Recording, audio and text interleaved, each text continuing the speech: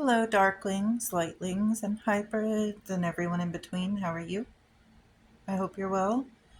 And today I wanted to talk about some work I've done in the last month and maybe a little bit of what I'm going to be doing and sharing with you, which I'm really excited about. So, we will start off with a little bit of what I've been reading. Right now, I just finished The Apocalypse of Adam, which was pretty interesting. It's kind of like those other books that they didn't put into the Bible, like the Book of Enoch and the Gospel of Thomas, things like that. I've been looking into it to kind of gain a different interpretation and perspective on these books, piecing them together, like as far as truth seeking and just gaining the knowledge of things that were possibly hidden from us and looking at it from a ET point of view, like looking at some of the characters or beings in these stories as like the Elohim or Anunnaki or what have you. And some of it has been pretty interesting. It also states in there how, like, Eve was actually a goddess and she created Adam. So, uh, very different from the stories we were told, right? And I find that to resonate with my being when I read it. It just seems right. It makes a lot of sense. It even stated in there how, you know, uh, God could not create human in his image without her, without Eve. So, which makes sense because the feminine really is more like the creative aspect to the energies, where the masculine, well, you know all that. We'll get into that. That's for another video. So, next, I wanted to talk about some chakra work. Yes, so I've got this whole big path working planned, and I'm going to be sharing that with you here soon. That's going to be more like this month, and I'll update you later on in the month about all that. But I'll tell you what I'm planning on doing. So, we all know in Norse mythology the rainbow bridge or Bifrost the gods used to travel back and forth between worlds, and using it symbolically, the universe is inside of us. Yggdrasil, or the tree of life, is inside of us as well as outside. What's inside manifests outward. So these 9 realms, of course, we could, by theory, if that's correct, enter them through the inside. And I thought it'd be cool to explore on the astral realm using the chakras and the energy of them as a bridge to these worlds, and to see just kind of what I can come up with or experience through that. And one way to do that, or to start doing that, I really need to focus on chakra work, right? And also relate them to different deities, the chakras, Norse deities, because that's what I'm going to be working with on this. And the different worlds, relating them to runes, even. We'll see. I'm playing with it right now. It isn't complete yet, but I think it'll be really cool. And I can't wait to start on that more. And because I've already had a really neat experience with it, I think it'll be successful. I have high hopes. So, yeah, I'll give you more details on that and the whole process, and the whole correlations between everything here soon. One thing that I had picked up last month, actually, my boy toy, my man's got it for me, is this chakra and crystals little kit thing we found at a store. Comes with some stones in it, and the book in it, I have to say, is really, really cool. So this book has a lot of really good information about the chakras, about starting to work with them, and I think it would be highly suggested for anyone beginning chakra work, because I didn't do much With this type of work before, I did some chakra stuff, mostly like meditation, opening, closing, cleansing, stuff like that. But I feel like it can go so much deeper, and I think that's what they were referring to with the Rainbow Bridge in Norse mythology. I think there is a lot to that, and I want to explore it deeper. And it came with a little bag and these stones. So I can't wait. I'm excited. I plan on using this and a few other things as tools while doing this work. Now for the biggest and best work from last month. So Rochelle over at Amethyst Ascension had a brilliant idea to do some past life work and maybe relate that to some shadow work and like stuff in this life that we could practice and work on spiritually. I thought it was brilliant. And man, I was so grateful to be a part of that with a few other amazing ladies. We got Tony and Carrie. You guys were awesome. I'm going to put the links to their channel down in the description if you would like to go check them out and get a little insight on their work and stuff. I won't speak, of course, on other people's work, but I do want to, let y'all know, hey, go check them out because brilliant ladies, brilliant channels, and I love them. You should love them too. So go do it. Okay. Anyway, so I uncovered a few past lives that were really interesting. Some, a little bit mundane, but I do want to say that I feel like I may have like channeled one of these lives versus it actually being me in a past life. I don't know why, but the information that I did get from it, um, I saw how that could be useful in this life and useful to my own shadow work.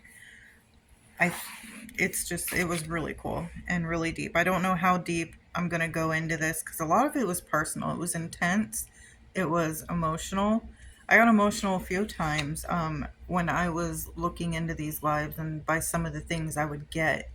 Um, we would use the Past Life Oracle, really great deck, and it can go so in depth. And then with that, I would use other tarot decks or oracle decks, and they varied depending on the life or what I would get from the past life oracle. Then I would choose whatever deck kind of felt right for that life in that week. But I did use like the Dark Mansion Tarot. I used the Edgar Allan Poe Tarot. I used the Starseed Oracle, the Runic Tarot. So when we would pull for these readings using the Past Life Oracle, they have different like themes and keywords on the cards, the round ones.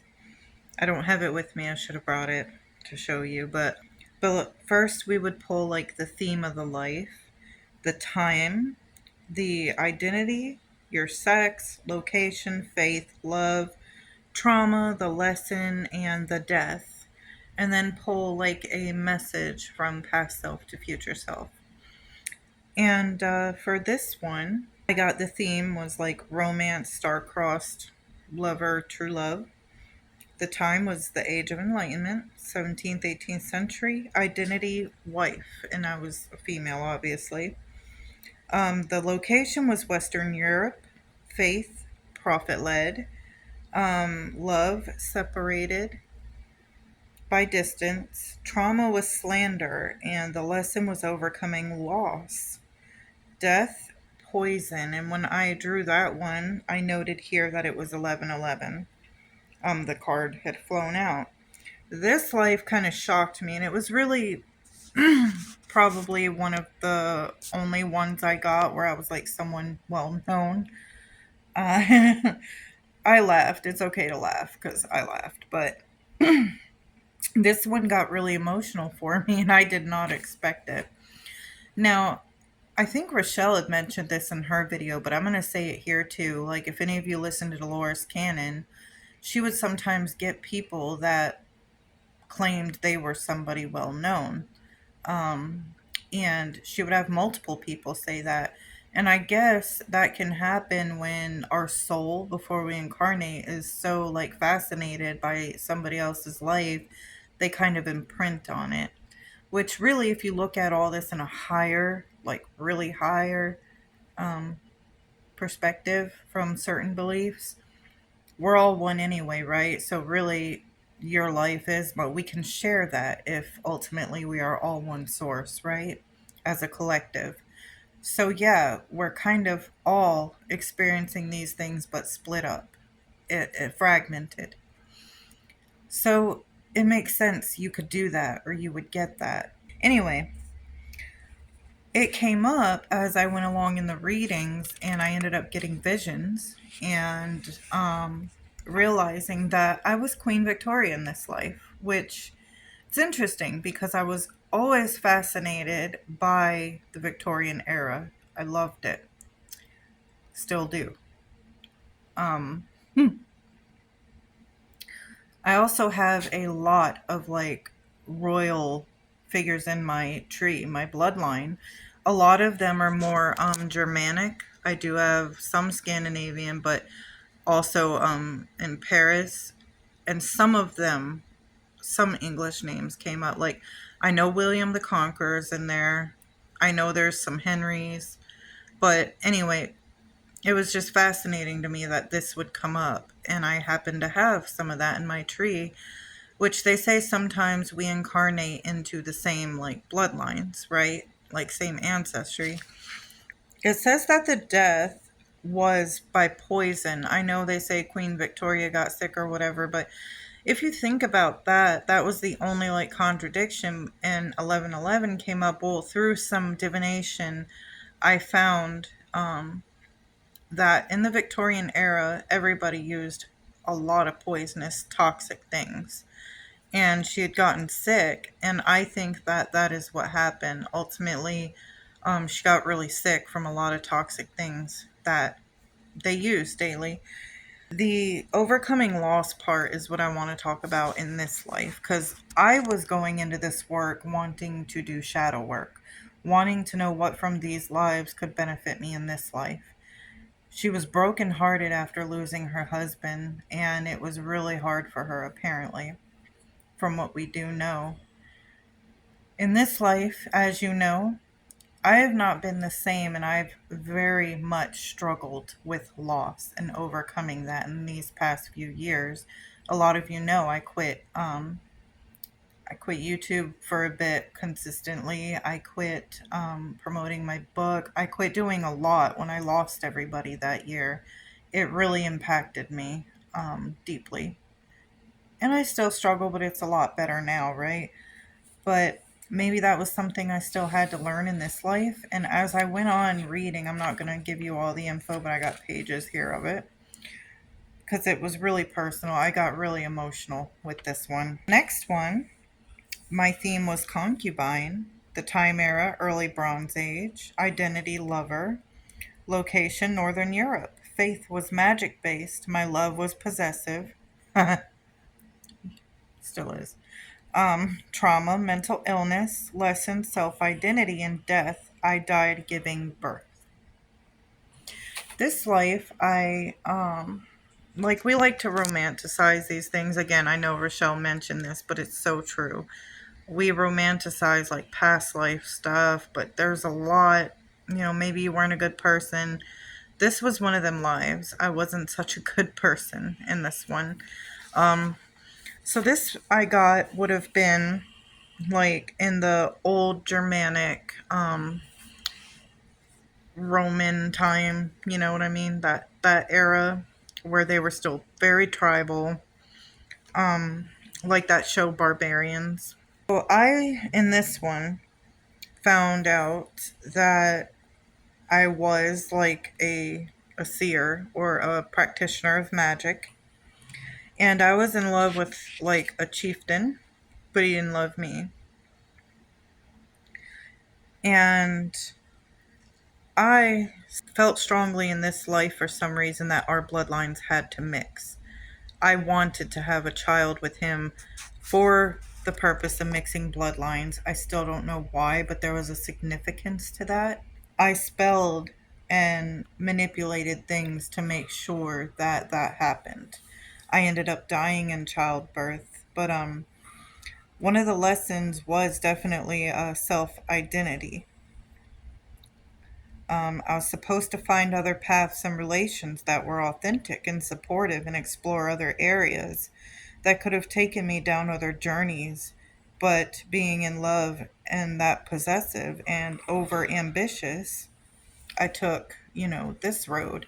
There's a lot more to this life and the details of it, but I'm not comfortable sharing them all, unfortunately. But I wanted to take that life and correlate it to this life shadow work for self identity purposes. The next past life, I got the theme was a wise person, time, late Middle Ages, identity, lover, location, underground civilization. My faith was nature based. Love, companionship, trauma, oppression. And when I was drawing these cards, I was also getting visions and images in my head, and I'd write them down. I got when I drew oppression that I was like stuck underground, like we were driven there by humans or humanity. I wasn't human. Also, the lesson overcoming fear and death was by a natural disaster. This one I am exploring heavily. I'm probably not going to talk about it too much, get into too much detail, but um, Anunnaki came up in this because the location I found later was more like Eastern Europe, Giza, the lands of the gods, tunnels, temple dwellings. A lot came up in this pertaining to that. So there's a lot of work I still want to do with this life, definitely, and go deeper on that. This one was interesting, but I wanted to share it with you guys. Again, I think this might be the one I channeled, but I'm not sure. And at first, I was like, oh my god, yeah, like romanticizing it, right? But it turned out I was a little like, oh man, when because it's nothing like the show.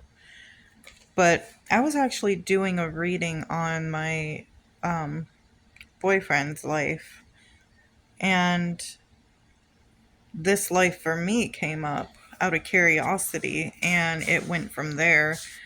This one I'll share with you.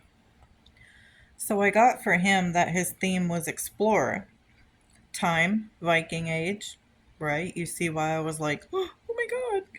But the identity was friend, location Northern Europe, which is interesting. That's confirmation when you're doing this work, like Viking age and got Northern Europe, and it just kept coming together like that. Love was true love, trauma, torture, and lesson prophecy gifts. Um, the death was dehydration and hypothermia. I started getting visions in my head, and when I looked deeper into this with tarot, the pendulum, and me channeling information, I found he was Eric the Red. I was like, oh my gosh, do you know who you were, babe? Like, wow. So I was like, I'm going to see who I was to you in that life. Ooh, I was thinking, oh, maybe I was his true love. And, well, no, turns out I was his daughter in that life. Because they say we incarnate with, people we are with in this life. I was curious. And the daughter would have been Freydis, Eric's daughter. Sorry, you might have heard him. He was sleeping, so I had to go in the other room. But no, Freydis Eric's daughter, and I was like, oh, no way. I was like, yeah, finally, I found a Viking life. Life work before, and I got that I was a madame in a whorehouse. I got, I was a Roman once, and apparently very sadistic and horrible. Um, yeah, so I had a lot of karma for that, but I don't want to share a lot of that. That's, yeah. Anyway, so I drew more on this life. I was like, theme, I got persecution, identity, young female, time frame, early Middle Ages, which would have aligned, location, Northern Europe, faith, sacrificial. Love was polyamorous, trauma abandonment, lesson peace, death old age, which aligns with her as well. So I used my pendulum to confirm I was Freydis Eric's daughter. Got yes. I asked the tarot, why do I feel like this life is important? I got 7 of Cups, 3 of Wands, and 2 of Cups. I have an image in my head of generational curses being broken, something karmic between Luke and I from this life. Said in history that Eric's father and Eric had bad tempers, uncontrollable, and so did Freydis, which we can see certain things in this life correlating, you know, in our shadows. So I was like, wow, this is why it's important, not only for me, but for him as well. I'm not going to go into too much more detail with that, but it was saying that Freydis was cunning and treacherous, which I'm going to note here. We don't always know. We're taking somebody else's word for it on who someone was in history, right? But it says she wasn't a very good person, and her brother Leif had cursed her and her descendants to never be prosperous or happy, right? So, yeah, generational curses was what I took from this life, and that perhaps Luke and I have some to break, which I've already known that for a while and have been breaking some in my family line, and so is he. So, yeah, I mean, it's been intense. It's been some pretty cool work, and I was so grateful and happy to be a part of it. That's kind of all that I know it doesn't seem as wow to you guys because I'm not sharing all the details, but trust me when I say it was. And it's well worth to do past life work. But that was the majority of my work this last month. Now I'm going to be focusing on probably some more past life stuff upcoming. My chakra work and astraling to the 9 realms. Can I use these energy vortexes to do that as a bridge? And what's so significant about them? What was the mythologies symbolizing with these realms? Because for some reason I feel like they're very important. I got a channeled like message from it, or I got a channeled message about it. So yeah, and one experience I had already has to do with Freya, so I'm really excited to share that. But I love you guys and thank you for watching. I will see you soon.